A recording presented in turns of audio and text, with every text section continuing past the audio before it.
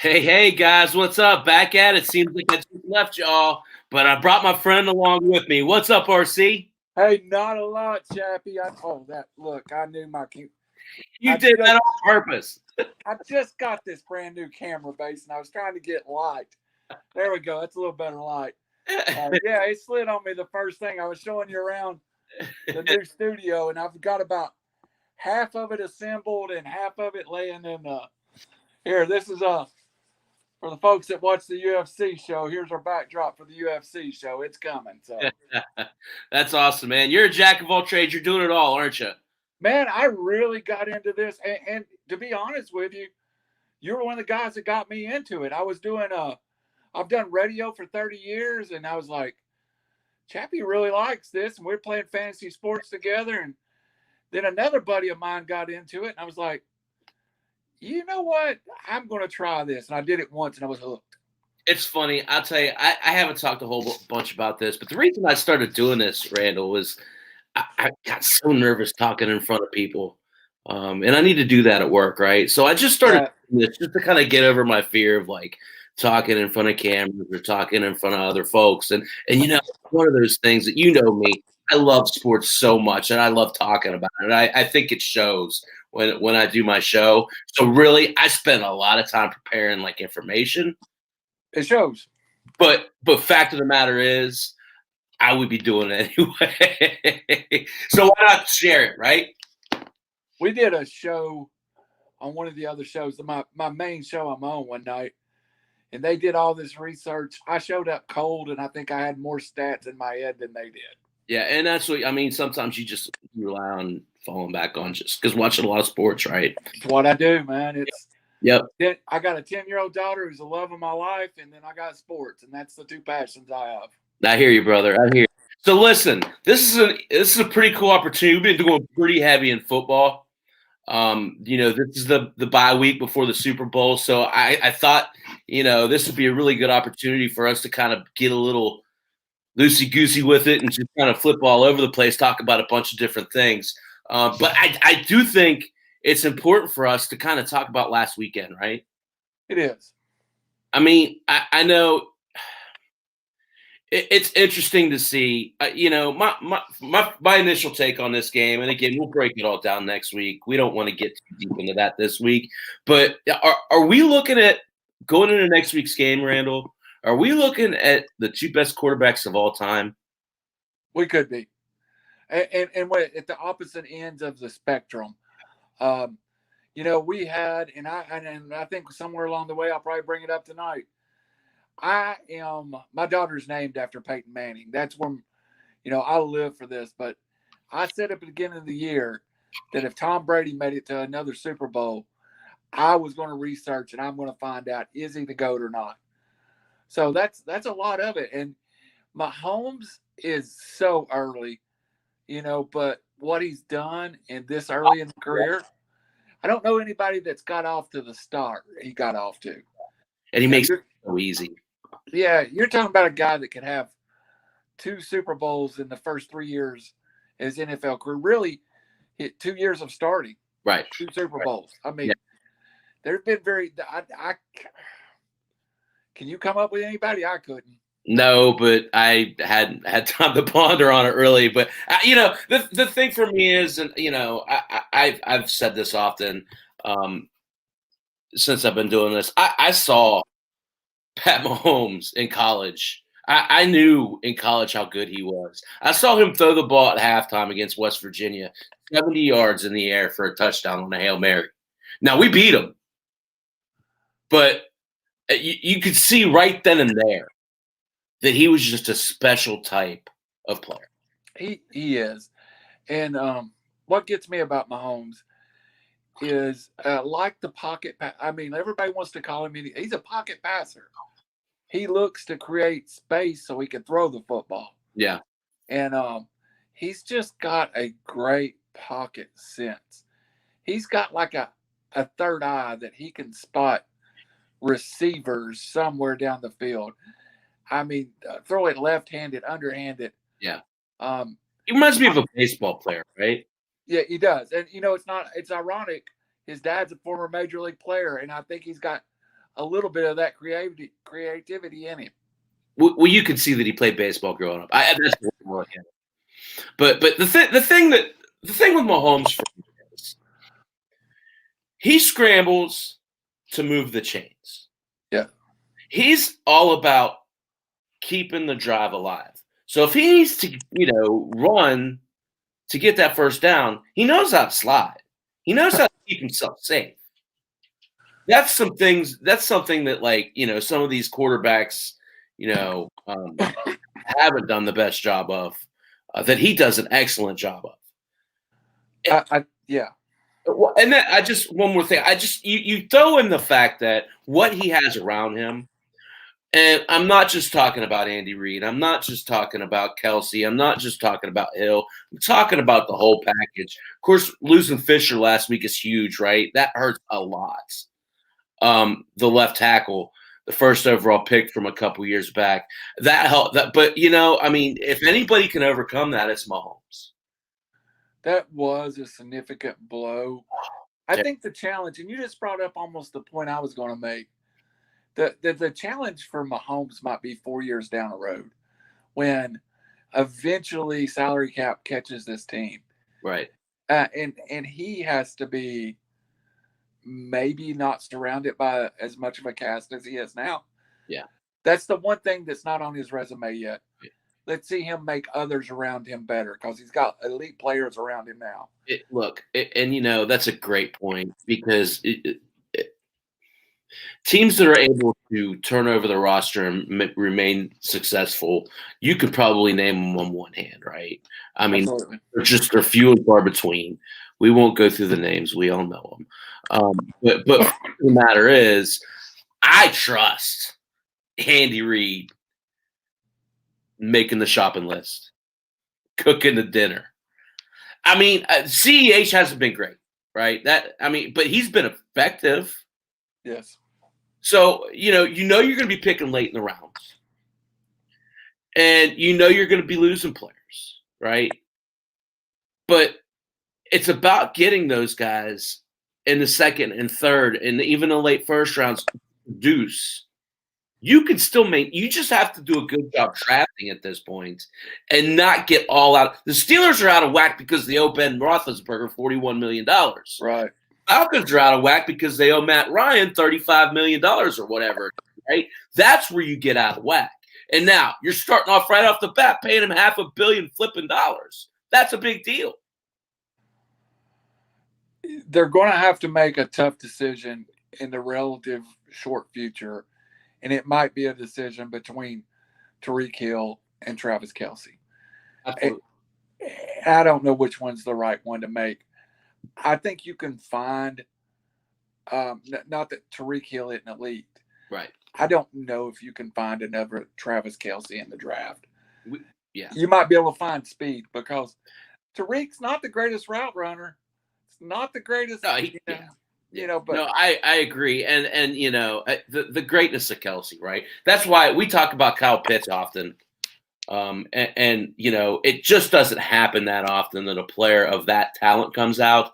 To me, he's kind of one of those guys that's going, I think I saw him going 6 to Philly or something like that today, right, all the way down to like 13. So you're in that, really high draft category with him. I think he's worth it because if you look at the NFL and the way it's stated now, you got Kittle and you got Kelce and you got a whole bunch of mediocrity outside of that. There's potential, but those are the two gold standards right now, right? Yeah, you have to go to a team that's committed to having a tight end be a part of the offense. I mean, you see teams that literally, let's take Buffalo. Right. We both said it. We've expected so much more out of Dawson Knox, but truly that offense only produces 25 or 30 targets a year for the tight end. Right. You've got to be willing to commit to that being a valuable part of your offense. Right. Houston has, to me, 2 very good tight ends. Yes. They choose not to use them. Right. In a way that I would. And then you find Oakland with Darren Waller is just a target monster. Boy, you want to talk about the potential to jump up to that next category. He and Hunter Henry, to me, are the next two guys that really have potential to be elite. I mean, Hunter Henry, to me, is still an anomaly why that guy's not a bigger part of that offense. And I think we're about to see that change. Yeah, I think so too. I really think that's the one aspect of Anthony Lynn I didn't understand. Right. Is why Hunter Henry wasn't more included in this offense. Yeah. And you see the Falcons go out and try to replicate Austin Hooper with Hayden Hurst, and it just failed. He had a decent year. Glimpses. There were glimpses of it, right? There were glimpses, yeah. But it's not the same, you know. So then you see Tampa that's the thing that got me. I was talking about it today with somebody. Two of the more tight end driven offenses are in the Super Bowl. Now, Tampa doesn't target Gronk and Brait and O.J. Howard when he's healthy like Kansas City does Kelsey, but that was an integral part of their offense. Sure. It's that tight end. And I promise you, somewhere in the Super Bowl, there'll be 2 or 3 passes in the red zone to Rob Gronkowski. Oh, guaranteed. And probably one to Brait. Yeah. It's just part of what they do. So I guess here's my next question, and this will kind of lead me into getting on a soapbox for a minute. Is Travis Kelce already a Hall of Fame tight end? I would have to look at the numbers, but by sheer production in my head, how long he's done it, I think he is. He's got to be somewhere around 600-700 catches, I think.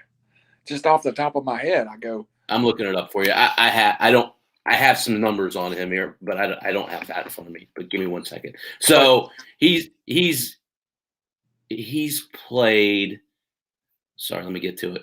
He's 31 years old. He's been in the league 6 years. The last 3 years, Randall, 100. That's not right. Sorry, bear with me.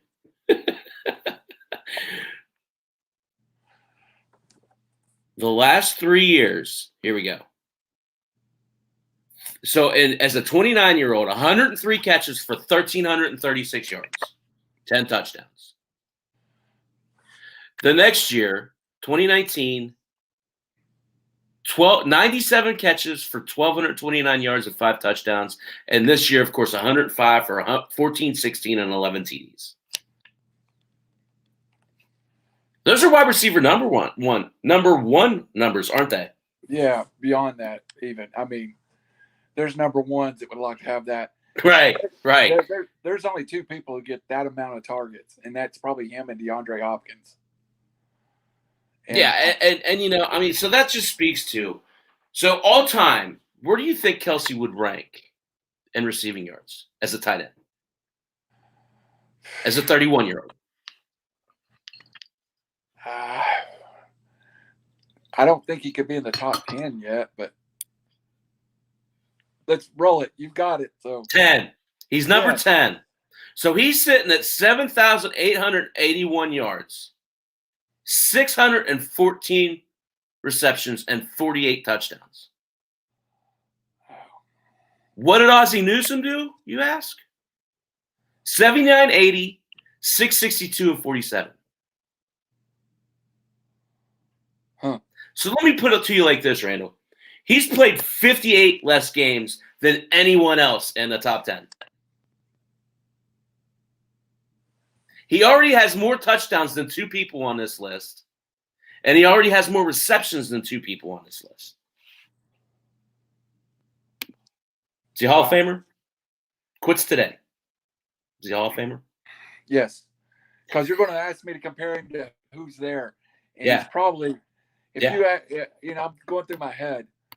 I'm sure he's got more catches than Mike Dick. I'm sure he's got more catches than a lot of people already in the Hall of Fame.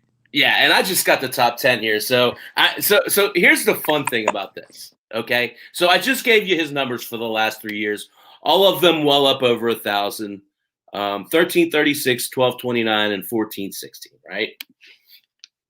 All right. So RC, if he has another 1,000-yard year next year, how many people on this list you think he's going to pass? Well, you already said he had passed Newsome, so I will Yep. go with the only two that I know that's really high on that list is Jason Witten and Tony Gonzalez. 1 and 2. So I'm going to go he breaks the top 5 next year. It will put 1,000 yards, puts him up at 5th place all time. Only ahead of him, Shannon Sharp, 9,961 yards, 61 touchdowns. Antonio Gates, 11,241 yards and 116 touchdowns. That's asinine, right? Yeah. That's the most of all the tight ends. 116 touchdowns for Antonio Gates. He was a red zone monster. Magnet, right? And then you got Witten, 13,046, 74 touchdowns, and Tony Go, which I knew you knew that, 15, 127, 11 touchdowns. You know, it's funny. You hear Travis Kelce and Tony Gonzalez compared a lot. Yeah. Especially being here and around Atlanta. And I think that's a good comparison. We saw Tony Gonzalez late in his career, but I'm not sure Kelsey's just not a little bit more athletic. Oh, yeah. You know? Again, to your point earlier, these next 3 years for Kelce are huge because you could be looking at him going into free agency being in the top 3 tight ends of all time. Easily. Multiple Super Bowls already. Right. So I'll say it again. And I'll raise the bar, Randall. Where's Travis Kelce rank? And your all-time tight ends. Right now today, since we went through the top 5. Olsen's 5th right now, currently. I have him above. I would probably have him between Antonio Gates and Shannon Sharp right now. Right. Shannon Sharp probably dominated the position as much as Kelce, but Shannon Sharp's career was short. The one thing about Tony Go and Jason Witten, right, they were accumulators. Yeah, that played a bunch of years. Yeah. Shannon Sharp may have been the most dominating tight end for a period. And that's similar to what Kelce does. So, yeah. You know, but you can't take Tony Go and Jason Witten off the top. But I will tell you, Jason Witten's stance at number 2 is even though he's got a bunch of stats, right? I can't tell you the time Jason Witten was the best tight end in the NFL. Yeah. And you're talking about a Vol fan here, right? Yeah. So you would know that. You would know that. I mean, and I'll tell you, to me, the one that I think is Antonio Gates' numbers are amazing. Amazing. I mean, yeah, of course, like you say, Witten, 1,228 receptions. I mean, that's a lot of catches, right? That's 120 catches for 10 years. So, now, like you say, it was stretched out because he played 140 years. Yeah. But who cares? I mean, you still got to. They're going to cut your ass if you're not good enough, right? Yeah. So I don't know. I'm with you. I mean, to me, I kind of feel the same way about when he was a really good tight end for a long time. I feel like he's kind of hung on for a while and padded some of those stats. I don't know that he approaches what Tony Gonzalez did. That's a lot. If they're different, I do. Jason Witten was in the era where he had Antonio Gates. They're really, those two were really, their careers overlap. And if you're really looking at it, those two, you got to pick one of those two. Who do you like better? I mean, that is two people that were in the same time period. Right. I love Jason Witten. An amazing story. And Jason Witten, I think he tried the Monday Night Football thing. Right. It wasn't for him. I know he has great desire to get into coaching now. And I wouldn't put it past Jason Witten to be a great coach. Sure. But if I was just taking one of them, I think I'd take Antonio Gates. Yeah. Yeah. So I just want to throw one more stat at you, and then we can move on. We can talk some. Well, I'll let you pick next. Travis Kelce has half of the receiving yards that Tony Gonzalez has. Wow. He's got half the receptions that Tony Gonzalez has, and he has half the touchdowns. Just for some perspective. That's crazy, right? Now, he's only played 111 games to Gonzalez's 270. But that just goes to show you what longevity and production does for a player, especially this position. And Tony Gonzalez played for some pretty good quarterbacks. You're darn right he did. Yeah, absolutely. I mean, it's just interesting. And again, I think it goes back to when you're talking from a fantasy perspective, right? Just how ornery this position is. There's just not a lot there. And that's why I keep going back to the kid from Florida. And to me, I feel like when you're talking about you're preparing for your fantasy draft next year, I feel like he's going to sneak by a lot of people. You agree with me? Yeah, I do. Yeah. And if you remember, I brought up Cole Kmet, and that's another one I think that could go from 30, 40 catches to 60, 70 catches. Well, especially in that offense and with what they're bringing back, you just don't. He might be the focal point of that offense. All right. So RC, I said we weren't going to talk football all night. I'm going to let you lead the ship here. What do you want to talk about? I got a couple of things I want to talk about eventually, but I want to talk about – I want to go to baseball tonight. And, okay. I want to talk about my hero as a kid. Yeah. This week, we lost a piece of baseball history. Sure did. Those pieces are getting harder and harder for us to hold on to. We were talking on the air, maybe Willie Mays and Frank Robinson, the last of that generation that we're holding on to. But if you drive through my city right now, the big electronic billboards are flashing, and one of them rolls over, and you see a picture of Hank Aaron, date of birth, recent passing, in that familiar stance. And all week I've rolled around, and I've just almost wrecked the first time I saw it because for some reason they put him in a Brewers uniform, which I'm not sure why we did that to this day, but we lost a guy, a man that blazed a trail that not many would understand. Right. And I, as a kid, I read a book that Hank Aaron had wrote, and I have all the respect for Jackie Robinson in the world. Jackie Robinson was intentionally sent to Montreal to go to the minor leagues. Right. Hank Aaron in 1952 went to Jacksonville in the Sally League. 1952 in the South, in the Sally League, to integrate it. Sure, yeah. I can't even imagine what he endured. And then he makes it through that, and he gets his career started in Milwaukee. Somebody will tell me there was someone else, but to me, Hank Aaron was the first African American in the South in the 60s, in the hardcore, Tennessee, Georgia, Alabama, right, to just obliterate the color line. Yeah.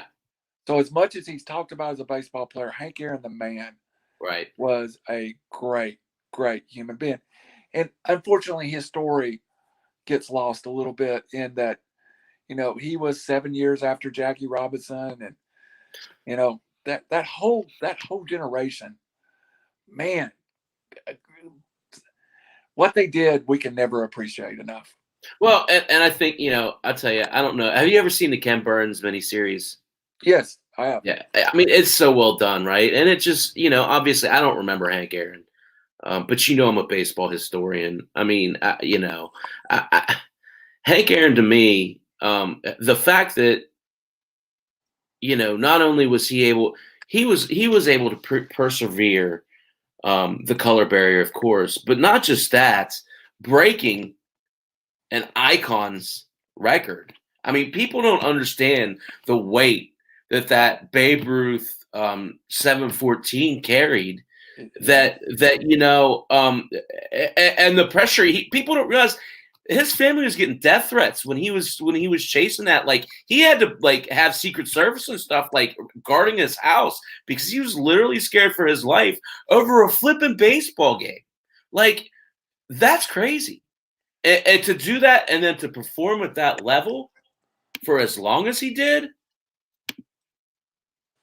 pretty impressive. Never broke the 50 home run mark. I was just, you beat me to it. Beat me to it. Kudos. Never broke the 50 home run. But what he was, and to me, my favorite baseball player of all time will be Hank Aaron. And I never got to see him play in person, but I have seen him around Atlanta and at special occasions. And but this is how important 714 was. I'm a little older than you, Chappy, but I was 8 when Hank Aaron broke the record. Right. And we all had, and you grew up in West Virginia, and I grew up in rural Tennessee. We had 3 stations. Right. ABC, NBC, and CBS. Every time Hank Aaron would come to bat, ABC was cutting in live feeds for him to break the record. And that didn't happen back then, right? That's not like it would be now. No, did not happen. It was a rarity. And right. My dad, who didn't care 2 flips about sports. My mom was the sports. My mom is the cause of all this madness that's running in my life. But I remember telling my dad, hey, can I stay up and we watch ABC? And I was 8. So in case Hank Aaron breaks the record, I can see it. My dad, who didn't know 2 shakes about sports, went, yeah, I'd like to see that too. It wasn't just a sports record. It was a happening. Yeah. And in 1966, and I'm from the South and I love the South. And I'm so proud of my Southern heritage and things about it. But what was going on in 1966 and what was going on in 1974 when he broke that record? Right. 74 was so ugly for him. And thank God it endured, because I'm sure if I was sitting there, there would be part of me that went, is it worth it? Right. Is it worth it to break a record? I can just pack it in right now. Right. It was ugly. I know the Ken Burns touched on it in his book, one of his books. They actually put some of the letters into the. Yeah, I think I've seen some of those. They're pretty bad. And you're just like who thinks this way? But still, yeah. A lot of people. Unfortunately, a lot of people. But I would think about my daughter and go, I can't do it. So yeah. Well, I'll tell you, it's one of those things that, and so back to Milwaukee, it's not like Milwaukee's in the north. It was a very racially charged city as well, right? Yeah. I mean, so it's not like when they moved up to Milwaukee, it was, we're up in the north now. No, they dealt with it up there as well. Hank Aaron and you know what he dealt. The best thing I can say about Hank Aaron, he's a great baseball player, but he was a man of such grace, and he just was different. And I can tell you, in the city of Atlanta, he was the most revered sport athlete that's ever walked. Sure. I was at my desk, Chappy, when the news broke. I'm 54 years old, and I started crying. Yeah. And I mean, I don't know why. I just was that moved by the loss of a piece of my childhood. So I just wanted to say this. Just, I know we do a lot of things on here that's a lot of fun, but we never need to forget what brought us here. And, the most precious thing I have about sports are those memories. And that's one I wouldn't trade for. I can see it in my head. I played it 50 times over. So, salute to Hank Aaron family. And as a guy who lives 90 miles from Atlanta, home stadium now. The Braves, and I thought it was great. The Falcons and Hawks are going to retire his number 2. Nice. Thought that was a great gesture. So our city, and I'm an Atlanta fan, so I call it our city. Our city really was touched by Hank Aaron. Yeah. Well, I'll tell you, baseball's right around the corner, right? It is. So you want to talk about the Braves? I do. And you know what? When you tell me that, I have kind of set baseball. It was a rough ending for the Braves. Yeah. They ended up 3-1 on the Dodgers, and you just felt like the Braves didn't have that frontline starter Right. that could go out and finish that thing. And Right. we went into the off season, and everybody was like, "Oh, we got to go get a starter. We got to go get a starter. We got to go get a starter." Made a couple of moves, but I'll throw it at you. Does Drew Smiley and Charlie Morton make the Braves better at this point? I mean, I like the Charlie Morton signing. If you could keep him out of the front of your rotation, right? So Yeah. I talked about it tonight. That was one of my main points. Was everybody's talking about Bauer going to the Mets. To me, at $118 million, 18th most in the majors, in a large market like Atlanta, I don't see any reason why the Braves aren't making a strong move on Trevor Bauer. And just made a huge offer to Springer. I know he ended up in Toronto, but I mean, probably the offer they offered Springer would bring Bauer to Atlanta, and I think that's what they need. Yeah, and I mean, the thing about that is, I don't understand why they haven't done it. And even if say Bauer's out of your league, right? Say he's too expensive.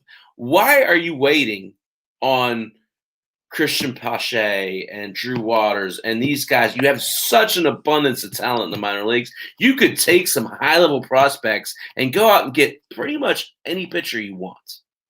Yeah. Why haven't they done that, Randall? I don't know. They missed a window with Jacob deGrom a couple of years ago. And they have got to be kicking themselves right now. Because if deGrom was at the front side of that rotation, and that was a very friendly contract. Yeah. The Braves are sitting on one major league ready catching prospect and Contreras, and then a first round pick in the minors. You listen. You've heard. I don't know. Maybe you haven't heard me talk about Shea Langeliers. Shea Langeliers is better than Anthony Watchman. I agree. I mean, we're the only two saying that. Shea Langeliers is every bit as good as Otley Rutschman. I will, I said this 3 years ago. I talked about Bo Bichette being better than Vlad Guerrero. Everybody's like, Chappy, you're friggin' nuts. Right. How's that looking? Shea Langeliers is a better catcher than Otley Rutschman. And I love William Contreras. Yeah. So pick your guy. Which one do you want? And trade the other one. And Precisely. Go get something back. And in a lot of ways, Pache and Drew Waters are the same player. I disagree. Well, I was just going with. I understand they're the same profile. Yeah, and you've only got so many spots in that outfield. Right. One of them is going to be your fourth outfielder unless something major happens. Do you hold both of them, or who is it? Who do they keep? I keep Waters. Why? I think he's the elite defensive player, and plus that the Braves like speed. They have plenty of power.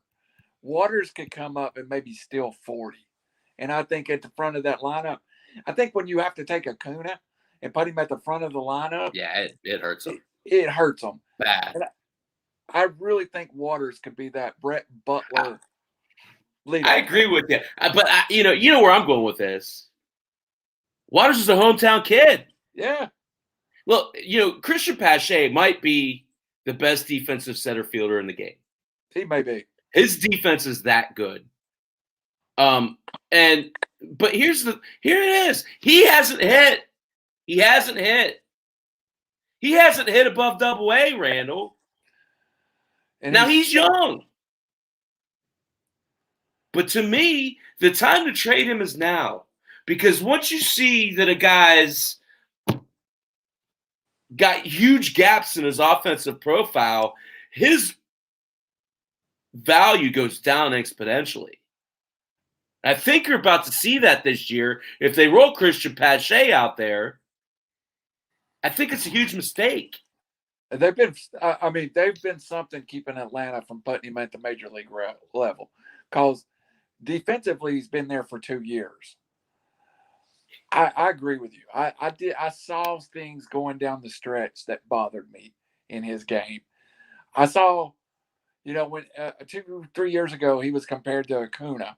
No. He's just not that kind of player. No. He never will be. He never will be. And I could see him playing somewhere like, Houston with a big outfield I could see him excelling in that. Seattle. Yeah. And you don't ask him to hit 280 and 30 home runs. You ask him to hit 270 and 12 dingers and steal 20 bases. Right. Yeah. That's his game.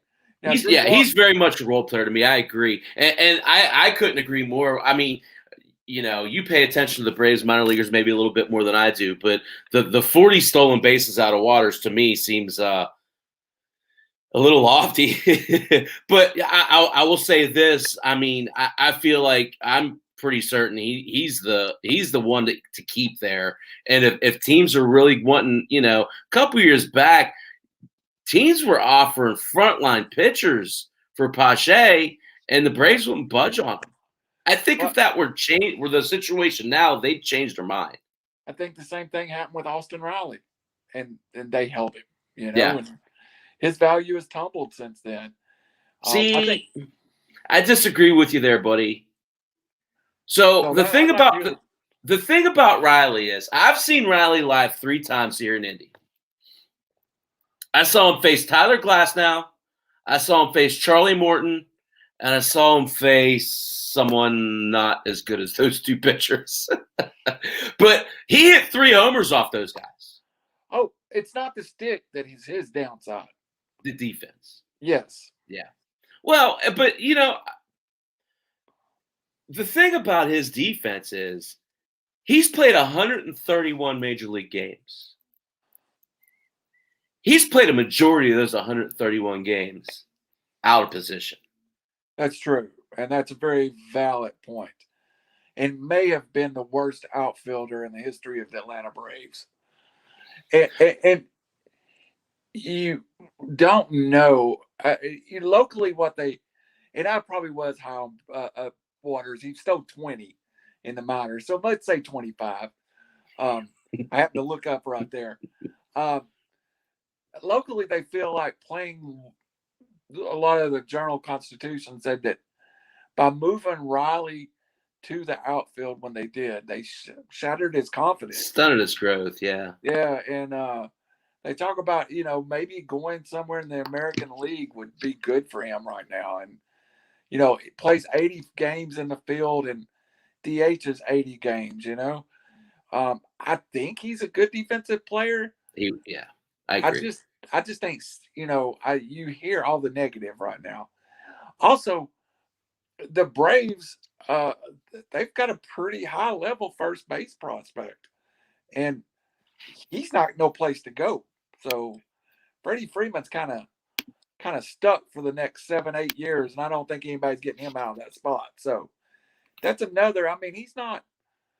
I think he's in the bottom of the top 10 of their prospects, but I've heard his name bandied around. So, there's to your point, there's plenty of equity to make trades right now.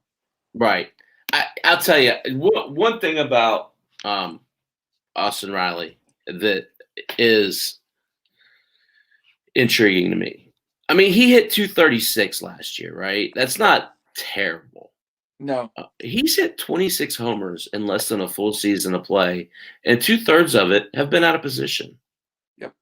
What happens? You put him at third base every day. You hit him 5th and say, this is your spot. Both of them. Go out and play. he's got, and I know it's one of the higher level stats, but his line drive percentage is right with Freddie's. When he makes contact, it is good. You feel it. Yeah. You feel it. That's the great thing about going to these minor league games, buddy. You could sit right behind the plate. I Yeah. actually talked to Austin while he was on deck.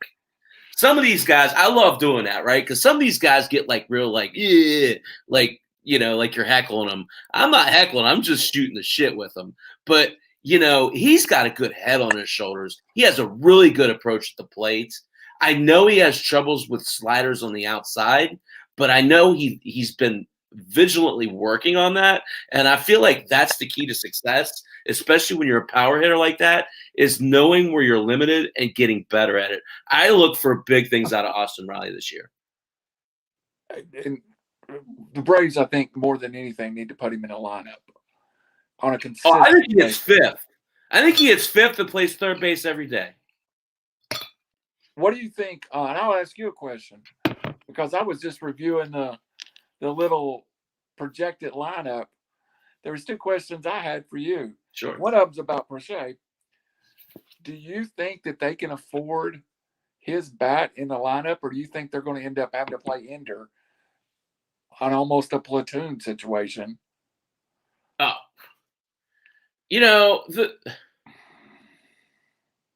The thing about Pache, I feel like, again, I almost – it's kind of like Keyboom in Washington. I think Washington knows that he's not very good. I think they're pubbing him up to try and get someone, like that progressive. You almost got it, that dollar on the on the fishing pole, right? I think they're trying to hype him up just enough to try and get someone to bite. I'd be surprised if Pache is on the roster. Honestly, I just don't see it. Now, I think Ender is kind of a pretty big Band-Aid because I think he's better than people think. Absolutely. He's got more speed. He's never going to hitch a lot of homers, but his defense is upper tier, and he's pretty versatile. He can play left field. He can play center field. And he's going to hit for a fairly high average. He gets on pretty well, right? So I think if Pache's on the team, I think they play it off, and he gets sent down. I don't think he plays the major league level this year, Randall. I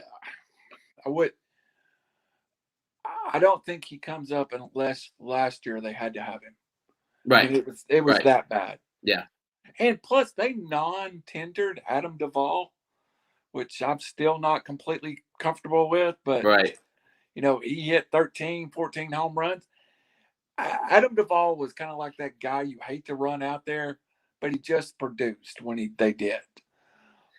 He's not by far the Adam Duvall of a few years ago, but I think that was a commitment maybe to keep Ender on this team because Ender has so much flexibility.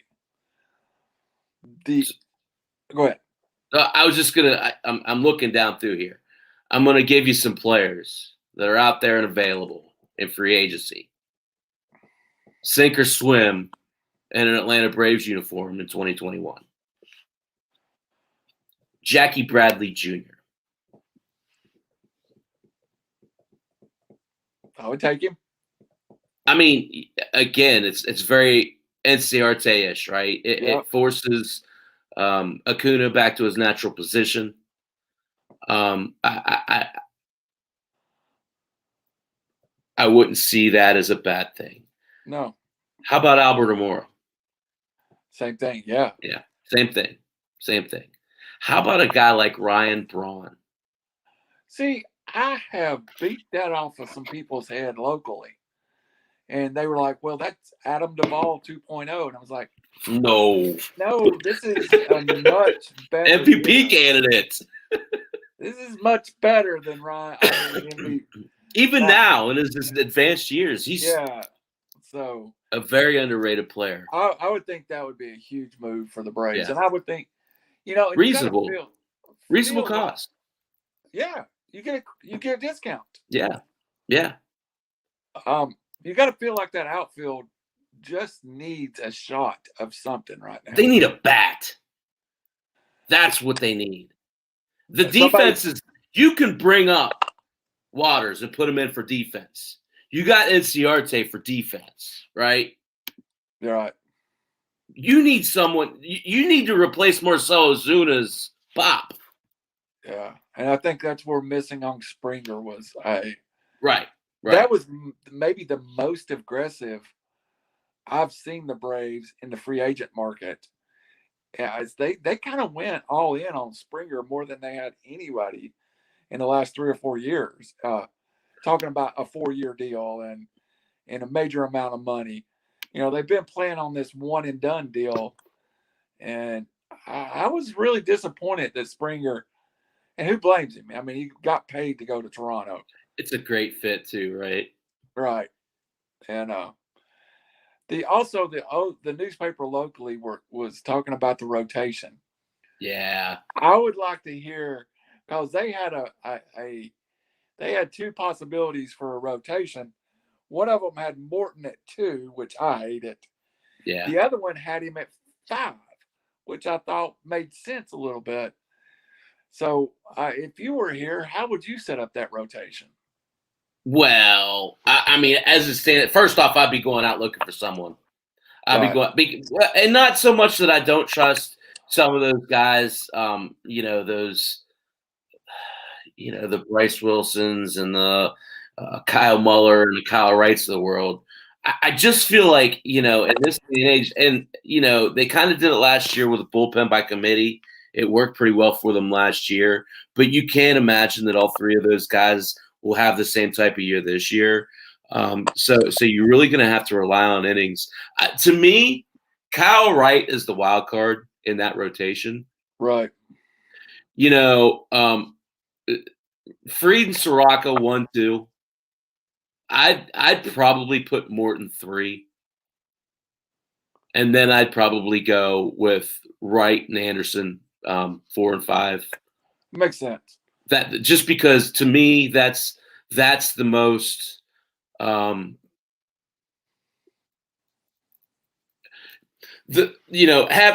Anderson and having Wright 4th and 5th. If you need to skip those guys, it'll be easier to do so from the back end of that rotation. So I feel like watching the Braves play. I watch 75% of their games.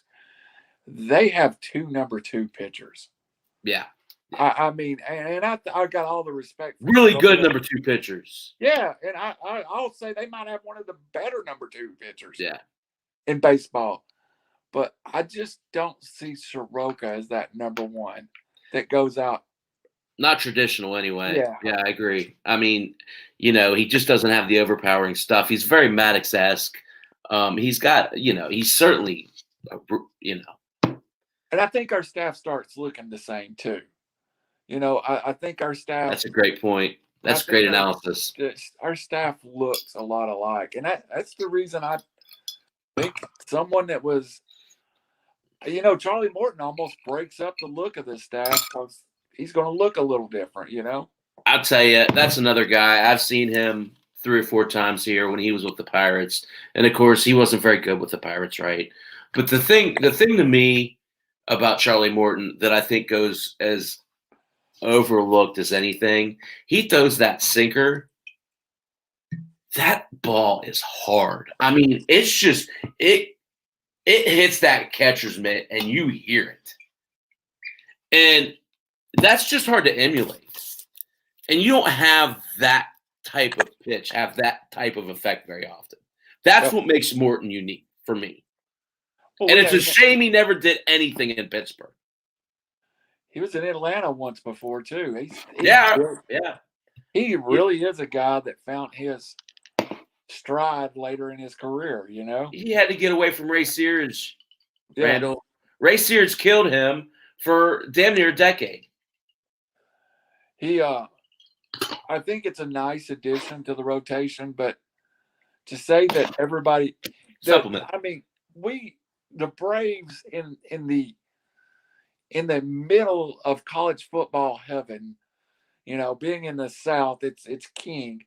It's the one thing that people love. I mean, I can tell you the NBA, if the Hawks have a 3-game winning streak, that's story number 4 Right. on the news. Right. There's, like people says, there's off-season, recruiting season, spring football, fall football, and the summer is for the Braves. And that Yeah. is sports in the South. So everybody just feels like this ownership really needs to make an investment in the team. Yeah. That, Oh, I agree. They've gotten 2 new stadiums in the last 20 years. I'll tell you, the thing. So I lived in Charlotte for a couple of years. You know that. Yeah. The thing I took away from living in Charlotte was that I don't think people realize how big baseball is in the South. It's a big deal. It is. And you might not see it in all these major league teams, right? There's not a whole lot down there. But minor leagues are so huge in the South. Absolutely. And the fact that the Braves were there kind of in the epicenter of the South to kind of be that regional team, I think it's a big deal. And I agree, they need to spend some money right now. Baseball is the one sport in the South. I mean, and plus the weather's down here is a little different. We play softball from March to October, and we play baseball year round. And yep, baseball February to November. Yeah, I mean, I did it. I loved it. It was great. Baseball is really and I have 3 minor league teams I'll go see at some point this year. Right. I have the Cubs in Knoxville, 80 miles away. Mm-hmm. I have the Lookouts, which is a Reds franchise that is 2 minutes from my house. And 40 miles down the road, I have the Braun Braves.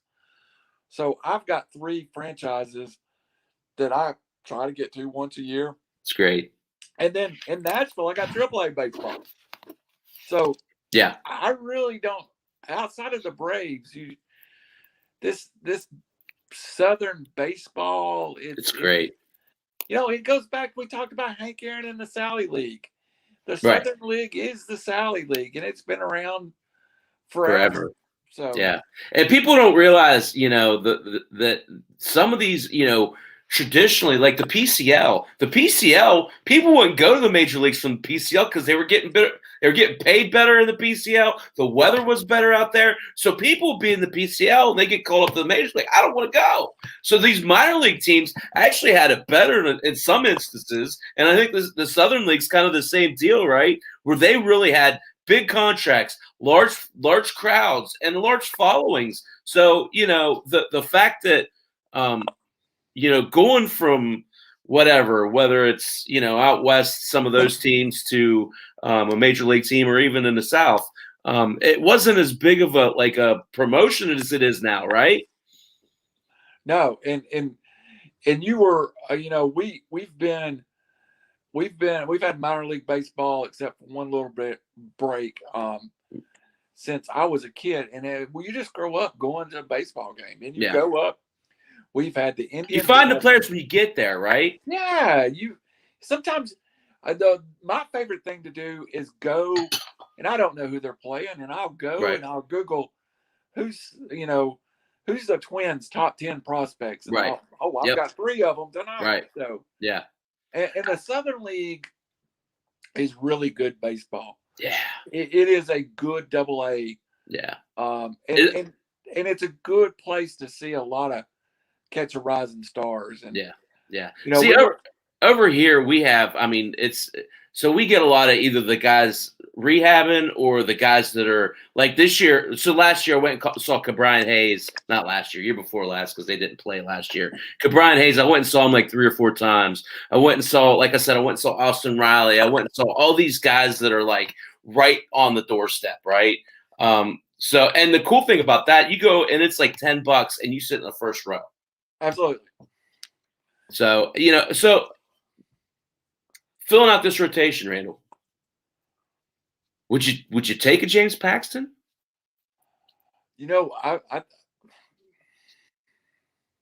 Yes. That's kind of my break point right there. Yeah. That's kind of You know, that's the thing. These pitchers are starting to dry up. So after Bauer, there's not the big names aren't, so we're talking about guys like Paxton. We're talking about Aaron Sanchez. Masahiro Tanaka is going back to Japan. Yeah. Right? That's a big loss. Gio Gonzalez is an option. Chris Archer. Mike Leake. Chris Archer intrigues me because I think there's some gas still in that tank. I really think Chris Archer is sitting out there and somebody might get a steal. Right. And Chris Archer is a guy, I know you're familiar with him. Yeah. I mean, that might be a guy you could go get on a 1 or 2 year contract and on a prove me contract. That that name intrigues me a lot. Yeah. The thing about Archer to me is he needs to go back to a system where they know how to mold their pitchers. I feel like the Pirates are past that now. I feel like I think it's Oscar Marin is their pitching coach. I'm not. I feel like this new regime really does a good job.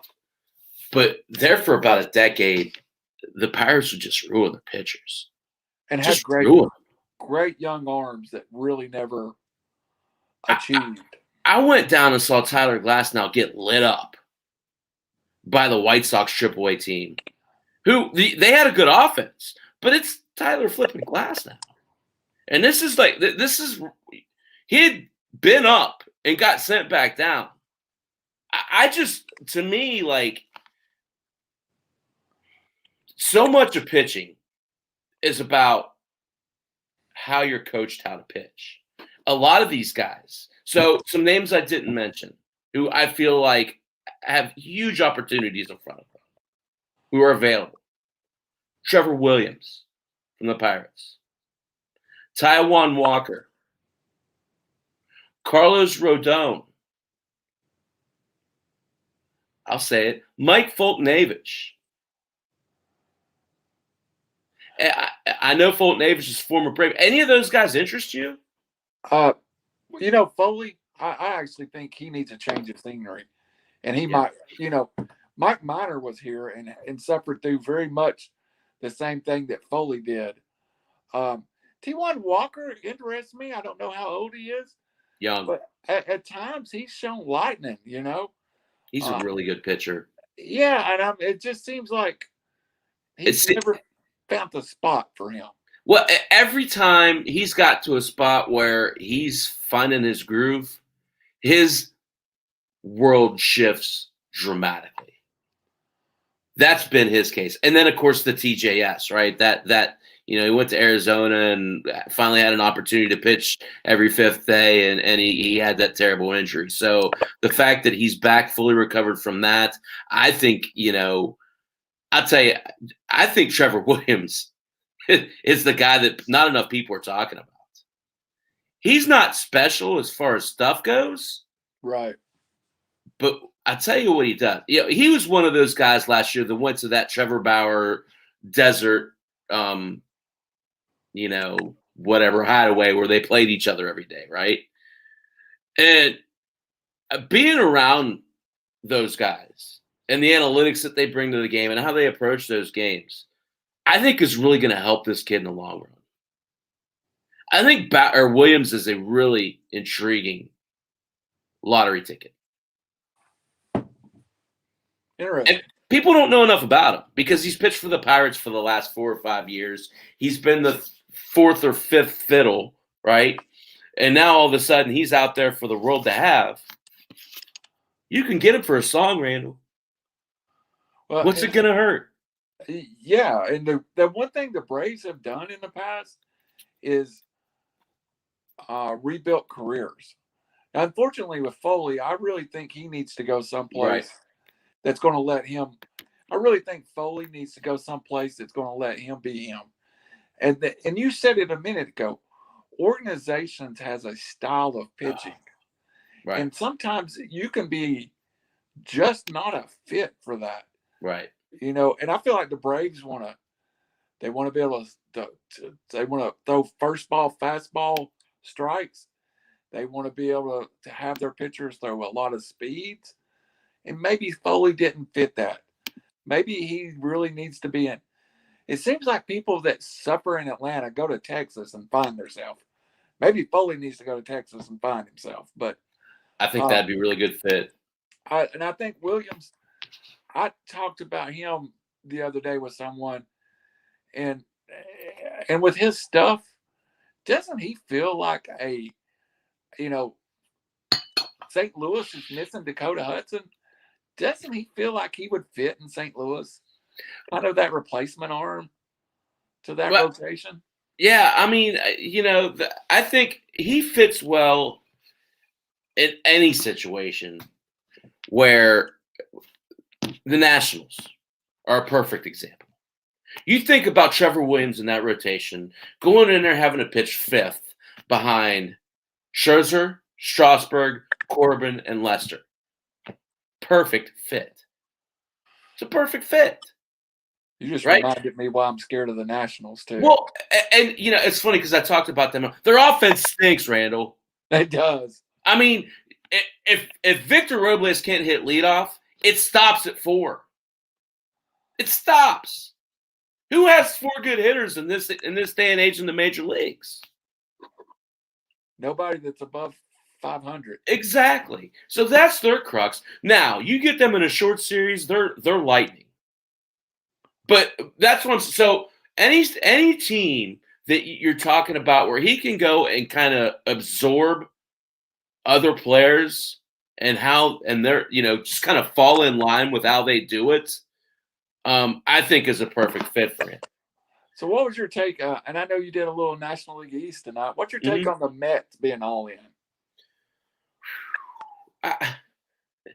I think it all kind of comes down to when Thor comes back, right? And the Bauer thing. The latest rumor has Bauer is going to the Mets. I guess he was offered more. They offered him more than Garrett Cole, which would put them first overall as far as payroll goes. But Steve Cohen's made it pretty clear that he doesn't give a damn about payroll. Said he makes his money during the day. He wants to put a good team on the field. Yeah. Money seems to be no object with him. I think, to me, and I talked about this too with Bauer. Bauer wants – it's so weird because we're both kind of older school.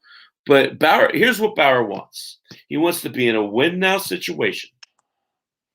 He wants an opportunity to work in collaboration with the team to grow his social network. It's a quote. Absolutely. And he wants to have a – what do you call it? He wants to have a serious discussion about pitching every 4th day. Interesting. That's his wants. And I sold it like this, Randall. You know he hates the Yankees, right? Yeah. So there's a couple of different ways you could go with that. One of them would be to go to the crosstown rivals and kind of stick it in their eye a little bit, right? That's kind of what I thought of when the Mets stuff was coming up. You know he doesn't like New York, but I think the idea of going to the other New York and winning is pretty appealing to him.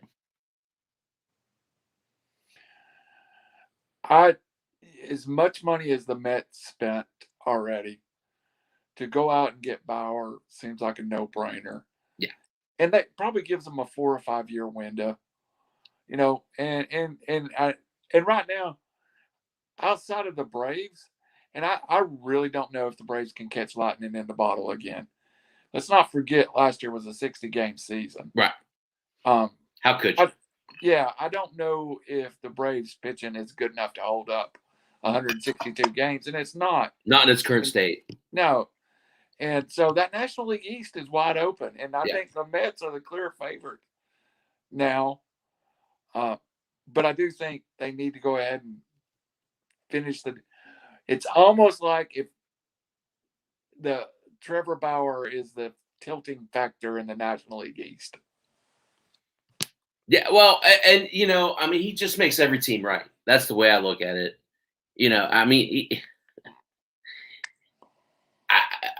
I talked about it. It's at 8. the Nationals have half of their payroll wrapped up in 3 players. Their pitcher number 1, their pitcher number 2, and their pitcher number 3. Half. That kind of tells you where they're coming from, right? Makes it hard. Yeah. And that's why when I mentioned them earlier, you're like, oh, man, I forgot about them, right? It's one of those things where if you're looking at it and there's a chance to go to the NLCS, and it's the Braves, excuse me, sorry, I'm going to leave you out of it. It's the Mets and it's the Nationals. Which 3 would you rather have? Scherzer, Strasburg, and Corbin, or DeGrom, Thor, and Bauer? I think I'd go with the Mets in that situation. What other team do you say that about? Probably nobody. Maybe the Dodgers? Yeah, the Dodgers. No, they get lost in the West Coast, but Right. they're so deep. You just saw it last year, how incredibly deep, and that's the most complete baseball team that's been around in a while. Julio Urias is one of the most underrated pitchers in the major leagues. Their whole pen, too, is just I'll give you a name. Wait, I shouldn't give you a name because I'm going to try and recruit you into my baseball league again this year. But I'll give you a name anyway. Josiah Gray. Yeah. The Dodgers' best prospect arm. This is a kid who might be in the rotation by the All-Star break. And the Dodgers just produce arms, right? Absolutely. They just do. The thing about the Dodgers is it's not 1, 2, 3 for them. It's 4, 5, 6, 7, 8, 9, right? They throw so much depth at you. If someone slumps, you're not slumping for long. You saw it in the playoffs. Yeah. Yeah. Running players. And I don't see the Dodgers every day. Over on the East Coast, we don't see them as much. But you just when we got into their pen in that series, they were just running the next 100-mile-an-hour freak out to right. And you're just like going, how are they this deep? They've invested. They've invested internationally, and they've drafted well, right? And they've made good trades. So I'm going to shift. Okay. We're going to talk more baseball soon, though. Absolutely. So I want you to brush up on some of that. We're getting close to draft season. I think it's good to throw different perspectives out for baseball, right? So I like having these discussions with you because it might bring out ideas. It's like the Shea Langoliers, William Contreras conversation that might not be on that first layer, right? But it's down there, and to have that discussion, right? So let's shift. We've talked our football. We've talked a little baseball. Actually, we talked a lot of baseball. Let's talk a little basketball. It's quickly approaching February 1st. Means we're a month away from March Madness, right? I think it's pretty foregone that there's 2 pretty solid number 1 seeds. 2 dominant teams, yes.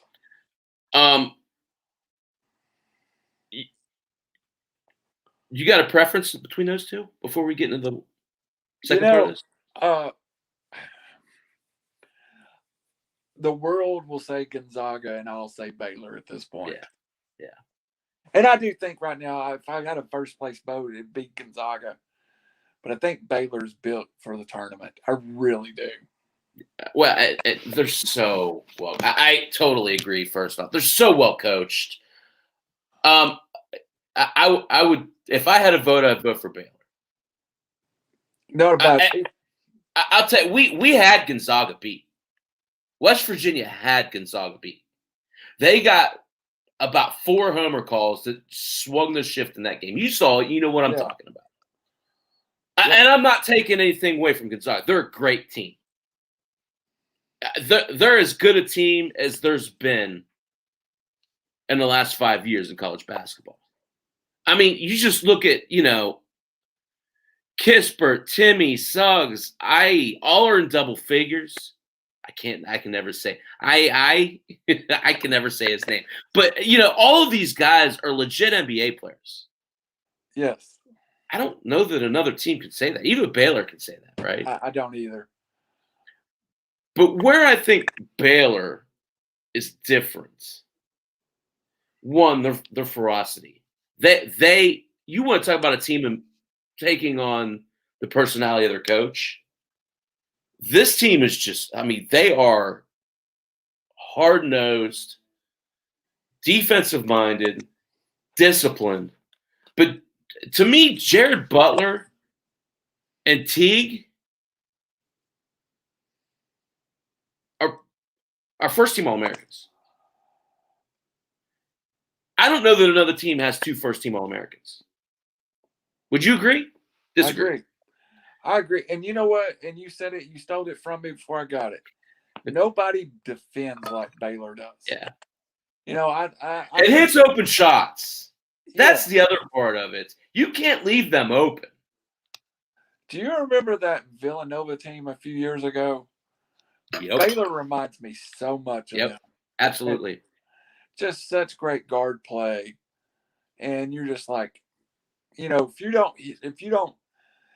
shoot 42%, 42% again from 3, you're probably going to get beat if you play Baylor. Oh. So I like Baylor, but I think it's a mess after Baylor and hey, I'm going to talk bad about my Vols. Some of the teams that were supposed to be that next tier have completely collapsed. It's been a tough year. And then there's another run of teams. You've seen Michigan now get hot. I saw where Alabama was up to 2nd in bracketology. Mm-hmm. They're clearly the best team in our conference right now.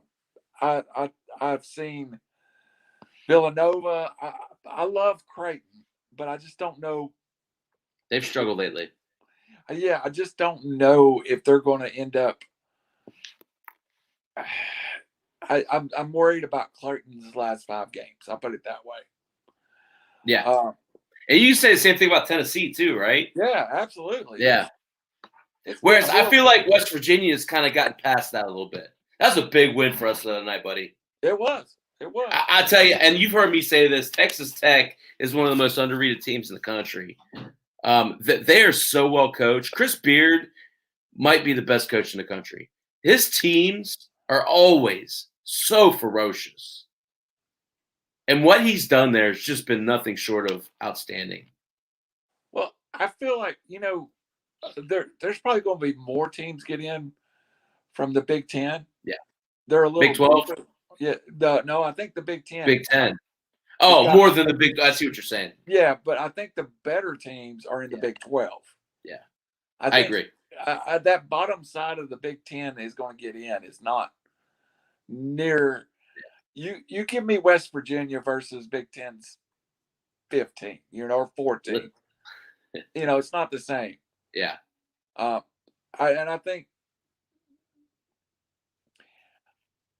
think this year's tournament is going to look a little different than years past. That in years past, you just felt like it's guard play and who can rebound and who can shoot.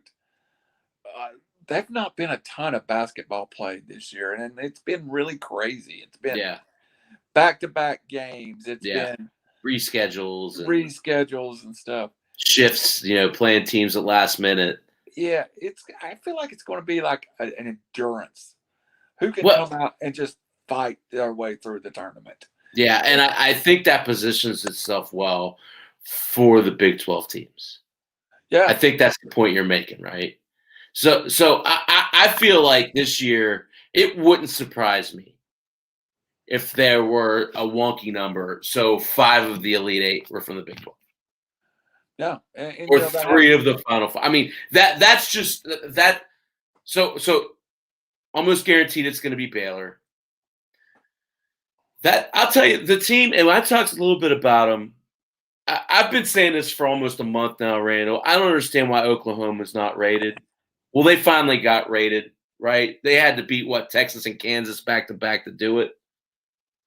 That's a team to me that's not getting enough recognition. The bracketology I'm looking at, I just looked at it. Oklahoma's a 7 seed, and I was like going, a 7 seed? Yeah. And it's funny because Lon Kruger's just such a good coach. And they got a good big guy. They still got that minute kid. And their guard, they shoot the ball. That's a good team. Absolutely. I still feel like West Virginia makes a deep run. And they're shifting totally the way they're playing right now, right? But it's a better game for them because it allows them to spread the court out and get the ball inside to Culver, who is dominant inside. And it's funny. I was thinking about basketball today, and it seems like some teams are coming on that really, really, the first of the year, Alabama was nowhere. Right. The first of the year, Oklahoma was nowhere. Right. I'll tell you a team that I saw play the other night, and I just went, wow, they're really rounding out, was Virginia. Yes. Absolutely. I really like the way Virginia's playing right now. Yeah. As much as I hate the way Tennessee's playing, I like the way Virginia's playing. I swear, Chappy, they had people taking shots from the logo. They were defending 35 foot out with a dog at it. Yeah. So I like Virginia. I like Oklahoma. I actually like West Virginia, but I think sometimes Texas Tech gets lost. I agree. I've said it for a month now. I've said it. So, the Big 12 is going to have a good tournament. And I'm not saying that because you're a West Virginia guy. I just feel like the Big 12 at the top 4 teams are as good as any 4 teams from any conference. Yeah. The SEC doesn't look like itself because Kentucky is horrible. Yeah, but, it's one of those things, too, though, where that's all fun and dandy, but don't count them out. No. Oscar Tshiebwe is going to be playing for them here in the next couple weeks. And that changes things a lot. Yep. And, this weekend, we're going to have some fun. It's one of my favorite times of the year. With the Big 12 SEC shootout. We got Kansas coming to Thompson Bowling Arena. You're getting the Gators. I think they're coming to Morgantown. Yeah. So, you're going to find out. I really I wish Keontae Johnson was playing, man. Yeah. That's a shame. It is. I was watching that game. I mean, that you want to talk about heartbreaking. But you know what? Glad he's getting back to, he's on the sidelines. He's participating in the, the game calls and all that stuff. That's all great, right? I'm just thankful it wasn't Hank Gathers 2.0. Yeah, exactly. Okay, so we've kind of him-hauled around it. I'm going to drill you down right now. So we both said Gonzaga and Baylor shoe-in 1 seeds. I need 2 more 1 seeds. I'm going to go with the Alabama Crimson Tide winning the SEC tournament, finishing strong, and getting the 1 seed out west or somewhere. Well, I guess Gonzaga will be that out west. So I'm going to give you the Alabama Crimson Tide. Okay. And then the next one was a debate, but I just think it's the more complete basketball team. I'll give you Villanova. Yeah. And I know I'm leaving Michigan out.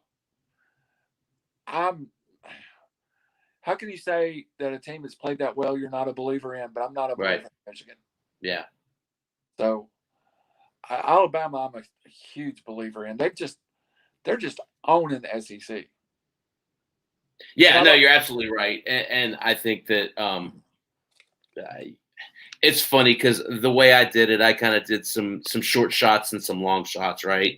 I won't replicate what you picked. I agree with you. I had Alabama in my short shots, 10 in a row, 14-3, four players in double figures.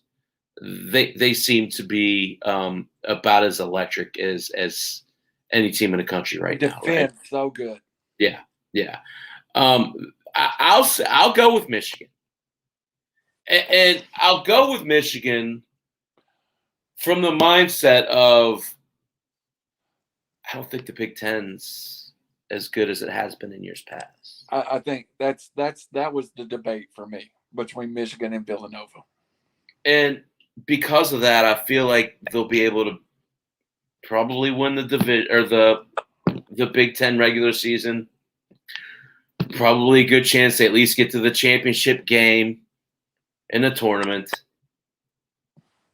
Probably only leaves maybe 3 or 4 games on the season. But if they're a 1 seed, Randall, I see them getting knocked out early. That's the bracket I want to be in. Exactly. You don't want to be. A couple of bracketologies I've seen has Tennessee as a 4 seed and Baylor.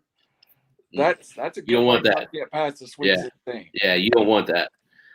So what I'm saying is I'm picking Michigan as my 1 seed, but I'm also picking them to be an early out. Sweet 16 round, right? Nothing crazy. Yep. I'm going to go with a long shot for my team. And I had some teams I kind of kicked around. Kicked around Houston. I that's my number 5, 6. Actually, they were on just a minute ago. 6 in a row, 13-1, really good team, playing in a division where there's high likelihood that they finish the season strong. But I'm going to go way downtown. Bang. How about Florida State? That's not out of the question because right now it's Virginia or Florida State in my world. Yeah. And I'm not sure which one I think's playing better right now. Right. So everything you said about Alabama, can you not say the exact same thing about Florida? Yeah. Florida State. You can in a heartbeat. I mean, to me, I think the ACC's down quite a bit this year. Yeah, they are. But I feel like, to your point, there's a pretty clear 1-2. And those are the 2 teams in the ACC. Now, that said, North Carolina's 6-1 in the last 7 games. Right? So we kind of have to keep them in our thoughts there because they're starting to get hot. But for me, Leonard Hamilton, that team, talk about taking on the embodiment of the coach. This Florida State team could be a handful to deal with. It's a good basketball program now. Yeah. So, I mean, it's fun to have this conversation, right? Because it's going to change a million times over the next month. Right. But for now, I mean, I don't see Florida State being look, they're going to probably have to win the ACC to get that, right? They're currently sitting at 16th. But they were outside of the top 25 just a couple weeks ago. They were, and they're one of the teams. I read the Jerry Palm thing, and they're the fastest riser in the Jerry Palm thing.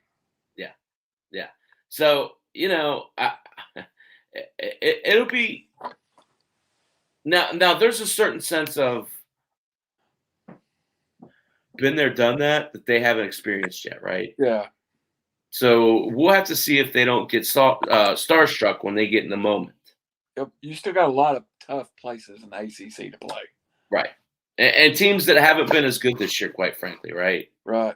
But that doesn't mean they're not good teams. So, any other college basketball notes? No, man, I'm good. It's been a good show. Yeah, and it flies by, man. An hour and a half, it just goes by so fast. And, like I said earlier, I think, it shows that we both love these sports. And I tell you, part of me is really excited to talk about the Super Bowl next Thursday. Part of me is excited to get past it so that we could start talking about all kinds of other stuff, right? Yeah, Because there's just so absolutely. much out there going on. But next week we'll do a deep dive of the Super Bowl. We'll kind of get caught up on some of these coaching changes, some of these free agent discussions. We didn't even talk about Deshaun Watson this week. No, but we'll get it. Yeah, we'll absolutely get it. I mean, hopefully, he hasn't been traded by next Thursday. I feel like I go so hard at football from my high school season, which I broadcast high school Right. football. I start in mid-August, and with the Super Bowl in February, Right. it's 6 months of really hard. And I love football. Don't get me wrong. Same here. But there's going to be a couple of weeks where I don't miss football. Yeah. Now, last year I really enjoyed the XFL. Yeah. It's going to be like I need a break. Yeah, I mean that stuff to me, and this being a Vols fan, like being able to just look for it. I'm so looking forward to watching the Mountaineers play Florida. Having a good basketball team to go out there twice a week, man. There's nothing but now. Yeah, I know you know this too. There's years when we've sucked. Yeah, and that's a long winter. I love I love the start of football season. It's my favorite time of the year. Yeah. But my second is kind of the spring. You're wrapping up college basketball. Yep. Baseball's starting. They're about to break camp. I love draft prep. I love draft prep for fantasy baseball. That's my favorite thing to do. You know that. Yeah. It's my favorite thing. That, and it coincides with March Madness, right? So you're talking prospects on fantasy baseball, and you got all this great college. It's the most magical time of the year for me. It's fun. I'm like a kid at Christmas for a month straight. Hey, if you've never took a destination trip, the opening weekend of college basketball tournament, go to Vegas one time and you'll be spoiled. They're all right here this year, Randall. They're all right here this year. I'm going to go see the Mountaineers, brother, if they let people in. It's going to be fun. It is. So anyway, the other angle, Chappy and RC, Thursday nights at 10.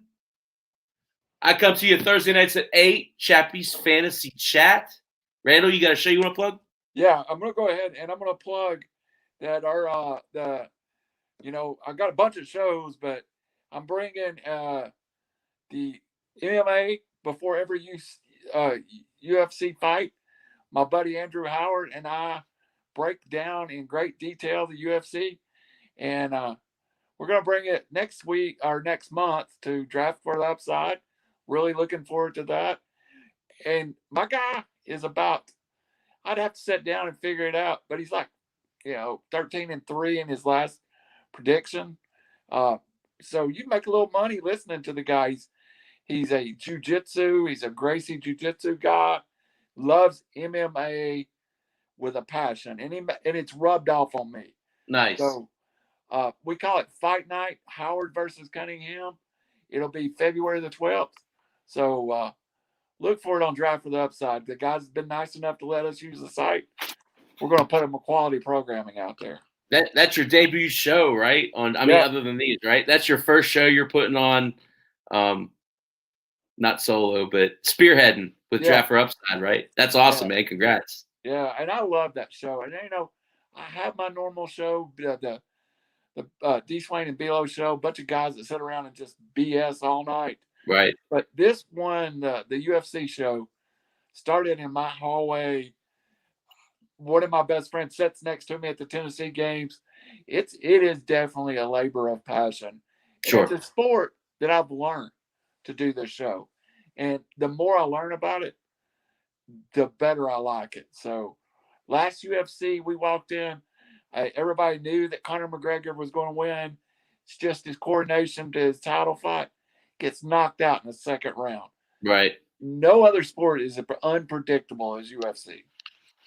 It's the boxing of this time, right? It is. It is. Yeah. And I miss boxing. I grew I up do with big too. time boxing. I do too. I grew up with it. My dad loved it. Yeah. My uncle and I, he used to drag me to the movie theater and we watched closed circuit Muhammad Ali fights all the time. I mean, You ever have one of those breaker boxes? Oh yeah. Yeah. Those were awesome, right? And then you had These kids, they don't know what that is. Showtime boxing every Yeah. Friday and Saturday. I miss boxing. Yeah. But I'm replacing that a little bit with UFC now. That's awesome, buddy. Well, you guys make sure to stay tuned to that. Anything else you want to say? Nope, good. All right, man. Until next Thursday. Hope you guys enjoyed. We'll talk to y'all soon. See you Take soon. care. Talk to you, chat.